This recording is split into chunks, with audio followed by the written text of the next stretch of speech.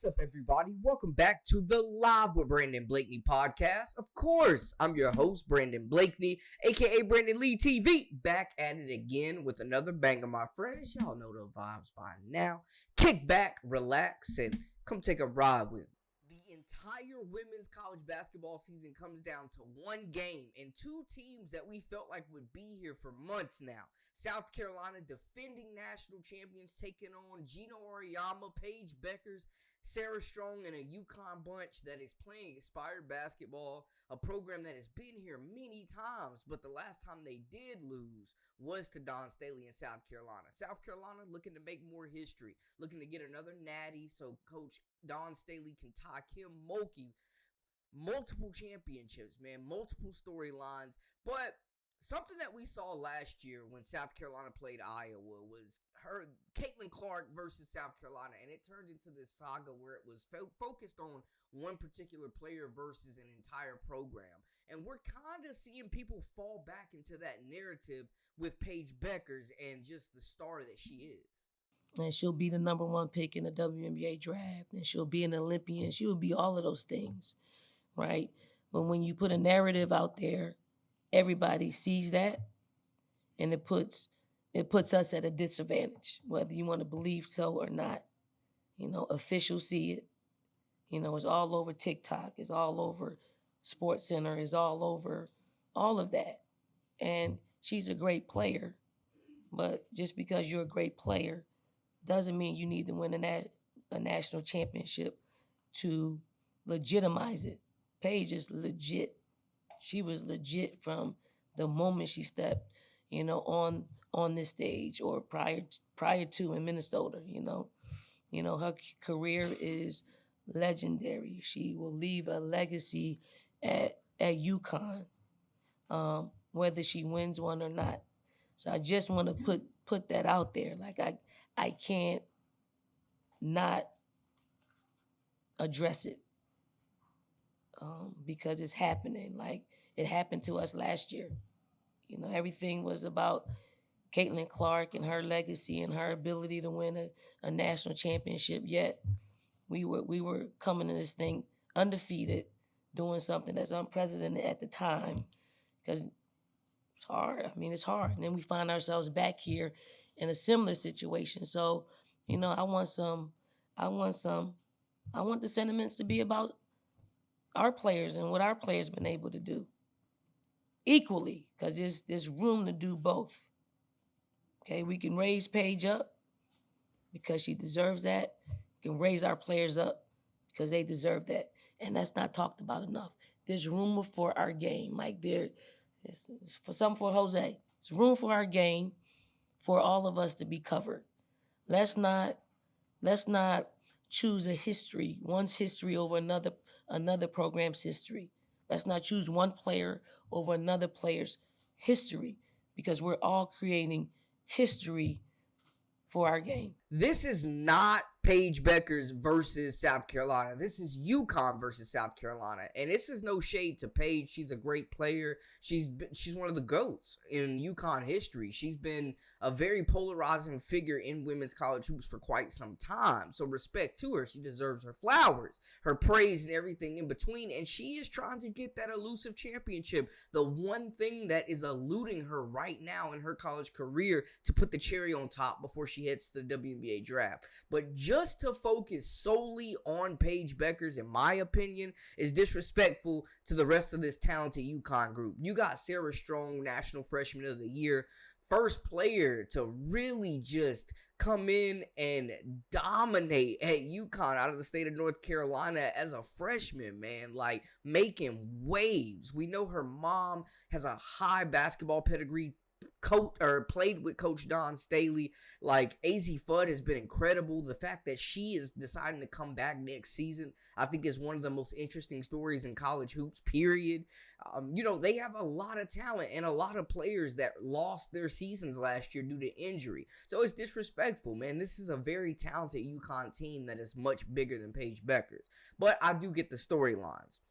South Carolina on their side, man, it's been a juggernaut. They have their own star freshman in Joyce Edwards. And Joyce Edwards and Sarah Strong will be competing for many years to come, not only in college, but also in the WNBA.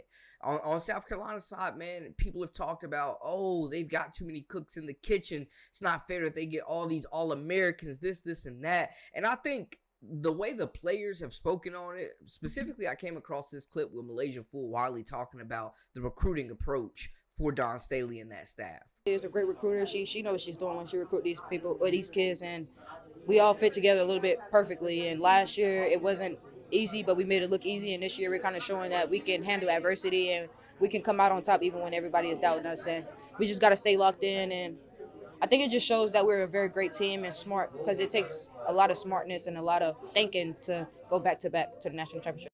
So all that transfer talk about Malaysia Fool Wiley definitely out the window, in my opinion, man. She's at home, she's at the crib, and she's getting the keys next season. But it kind of explains how they get players to buy in and sacrifice individual success and really buy into the team concept. And they do have stars. Like, you know, we hear about Juju Watkins, Hannah Hidalgo, Paige Bueckers. With South Carolina, it's not one in particular. And that's not necessarily a bad thing, because you never know whose night it's going to be. It could be Joyce Edwards. It could be Tahina Powell. It could be Breezy Hall. It could be Sanaya Fagan, Tournament Tessa, Malaysia Fool Wiley, who I think is a superstar in my opinion. But you look at like this pedigree of players that are already, whenever their name is called, that's special, man. Buying into this program when NIL and the transfer portal are always looming. And when you're a coach having to recruit your entire roster every year while trying to add more talent, like, it's a testament, man. This is a team game, though. It's not Paige Bueckers versus UConn, or Paige Bueckers versus South Carolina. It's South Carolina versus UConn. Now, is Paige Bueckers at the top of the scouting report? Yes. South Carolina, the storylines write themselves. They got blown out, embarrassed, dominated, beaten to a pulp by UConn in the first matchup. UConn just did the same thing to UCLA, another team that beat South Carolina, man. So it's a lot riding on this game. They want that get back. There's no doubt in my mind South Carolina not only wants this championship, but they are happy that they're getting a chance to get this get back against UConn, man.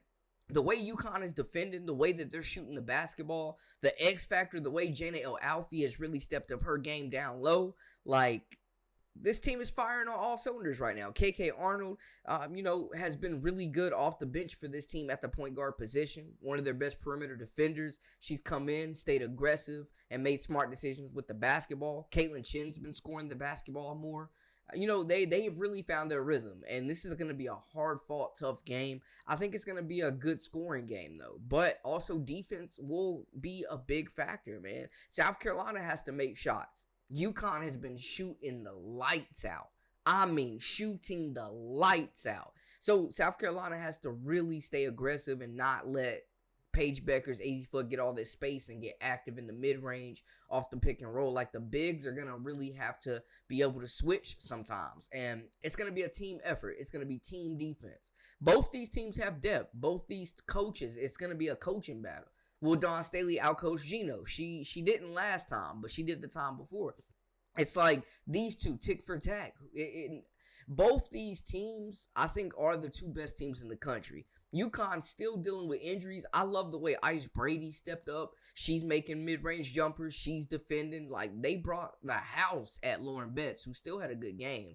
But, it's going to be a different look. It's going to come down to execution. Who can make plays? Who can take care of the basketball? Who's going to defend and turn those turnovers into transition points at the other end? Can you run UConn off the three-point line? Is Breezy Hall going to contain Paige Bueckers? Because we know that's who's probably going to be getting the look. AZ Foot absolutely lit this squad up. Maybe Breezy Hall gets that matchup and Raven Johnson gets Paige Bueckers. Like, it's going to come down to the upperclassmen making plays. We have seen South Carolina. This is not the same team that UConn blew the doors off of at all whatsoever. When you got Paige Bueckers, and she's going against the seatbelt gang. She's going against the seatbelt gang of Raven Johnson and Breezy Hall, who have been incredible, man. I mean, another phenomenal job on Madison Booker, and completely took Rory Harmon out of the game for the most part as well. Like, this defense is going to be very, very, I think, high energy. I think both teams are going to look to start strong. and really just it's going to take some time for both to settle in. It's a national championship game. And this is also a matchup of familiar foes. There's been a lot of storylines that have already been generated about this game, and I'm just expecting a really like heavyweight, blow for blow, haymaker for haymaker title fight. But I don't want the game and these rosters to be overshadowed by, the storyline of it's Paige Bueckers versus South Carolina, when in all actuality, it's UConn versus South Carolina. Now, is this game big for Paige Bueckers? This is the game that could solidify her legacy. Now, she's already going down as one of the greats in UConn history. She's got a chance to go down as one of the greats in all of women's college hoops, and maybe the greatest of all time to come through UConn if she can win this final game and get the national championship. Her legacy is on the line right now, in my opinion. I will say that. Paige Bueckers she's given a lot to the game. She's been a treat to watch. And, she's been working really hard to get back to this point. South Carolina has a juggernaut. And, man, to beat the champs, you got to beat the champs straight up. But I'm excited, man. I think it's going to come down to execution, defense, key matchups. Is Joyce Edwards going to get active? Janelle Alfie's a whole lot to deal with. The freshmen, Joyce Edwards and Sarah Strong had their handprints all over the Final Four. Will we see more of that? It's a lot of matchups that are very enticing to watch, man. Y'all let me know how y'all feel in the comments. That is a wrap for us. Make sure to hit that subscribe button, comment, like, share, all that good stuff, and join our memberships. We got exclusive content daily, weekly, whenever you need it. Till next time, we out.